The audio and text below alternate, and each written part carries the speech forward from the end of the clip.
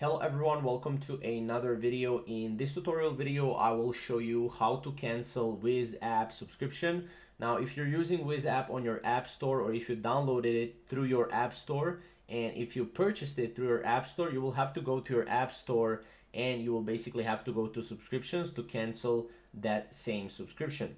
However, if you got it through your Google Play, you will do the same on your Android device in order to go and in order to cancel your Wizz app subscription.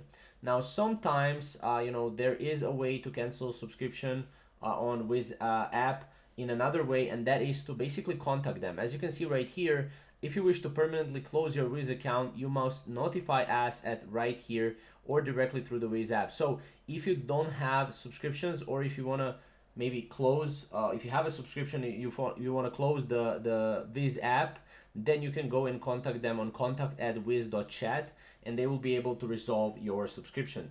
So this is very simple. For those of you who want to go and cancel Wizz subscription, there are 3 different ways. Again, through your Google Play Store, through your App Store on iOS devices, and also through your contact@wizz.chat Gmail account. So or Gmail address, sorry. So that's pretty much it. If you have any questions or comments, comment down below, and we'll see you in the next video.